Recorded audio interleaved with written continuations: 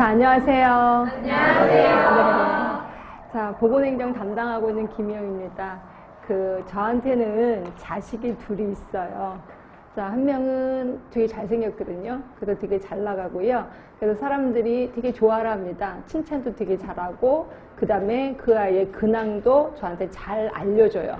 그래서 제가 알고 있는 공중보건이 그렇습니다. 그죠?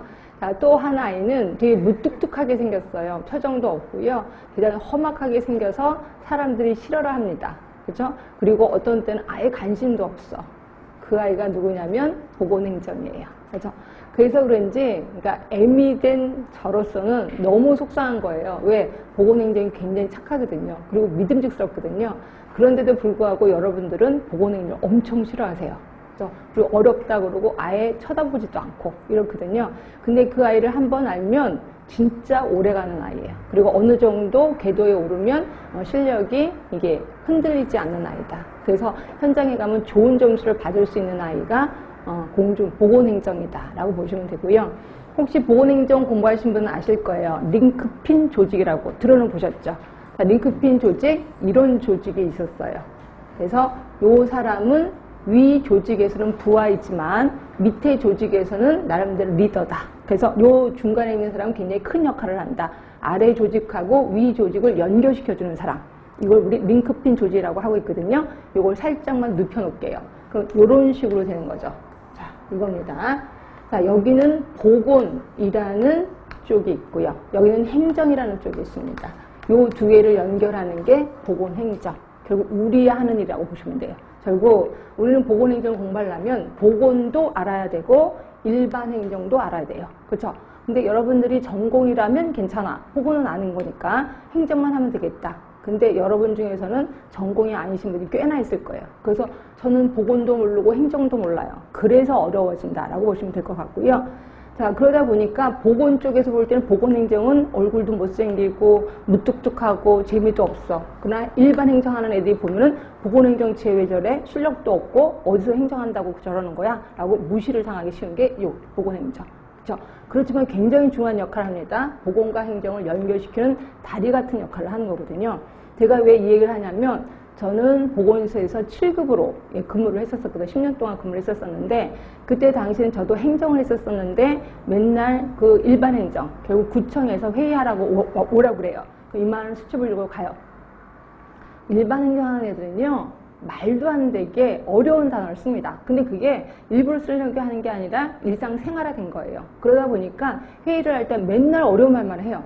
그렇죠? 분명히 한국말은 한국말인데 듣지를 못해. 못 들었던 얘기야. 그럼 저는 일일이 그걸 다 썼어요. 말도 안 돼 다 썼는데 어느 날 하루 그 일반 행정하는 아이가 우연찮게 제 노트를 본 거예요. 그들이 코가 막 배꼽을 잡고 웃더니 이런 것도 썼어? 바보 아니야? 그래서 막 그게 크게 웃는 거예요.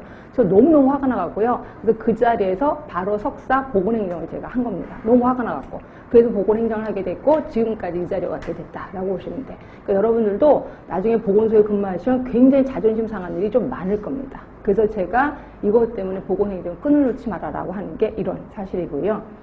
자, 우리 여러분들 이제 연애를 좀 해보셨을 거예요. 그래서 이제 낯선 남자, 낯선 여자를 딱 만났을 때, 자, 처음 만났을 때, 저 사람 왜 저러지? 사고방식이 이상한데? 예, 처음에 그렇게 시작합니다. 근데 시간이 흐르면 흐르고 자꾸 만나고 하면 어느새, 다 모든 걸 이해하게 되는 거죠. 네, 결국 처음 만났을 때 반복이라는 거를 통해서 그 사람을 알게 돼.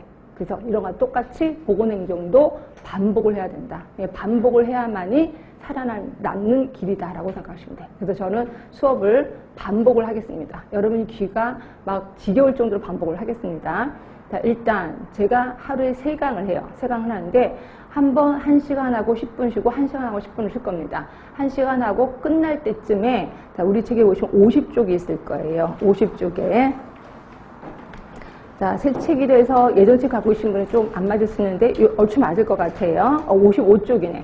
55쪽에 보시면 파이널 테스트라고 해서 실력 점검 문제, 일명 제가 가로놓기가 있습니다. 그래서 제가 한 1시간 정도 수업하고 한 5분 정도 남겨놓고 요거를 할 거예요. 그러니까 요거는 1시간 내내 배웠던 거를 꼭 중요한 단어들을 외워야 된다. 그래서 가로놓기를 한 겁니다. 그래서 요번에 합격수기에 보니까 한 분은 요걸 아예 복사를 하셨대요. 복사를 해서 여기에 필요한 거 더 쓰고 그다음에 이걸 갖고 계속 외웠다고 얘기를 하더라고요. 아주 좋은 현상입니다. 그분은 시험장까지도 갖고 가신 것 같아요. 그러니까 이렇게 해서 어려운 단어를 중점적으로 외우실 수밖에 없습니다. 그래서 이거 좀 많이 활용하시고요. 자, 그리고 나서 오늘 수업이 끝나면 그 일주일 분량, 다음 주에 한번 또 만나잖아. 우리 일주일에 한 번씩 만나니까 이게 일주일 분량이에요. 그럼 여러분들은 집에 가셔서 일주일로 나눠서 이걸 매번 공부를 하는 겁니다. 그래서 공부를 할 때도 오늘은 예를 들어 14쪽을 공부했어. 그럼 오늘은 2쪽씩, 일주일이면 이거 뭐 14쪽이 되는구나. 그 오늘 2쪽, 내일 2쪽.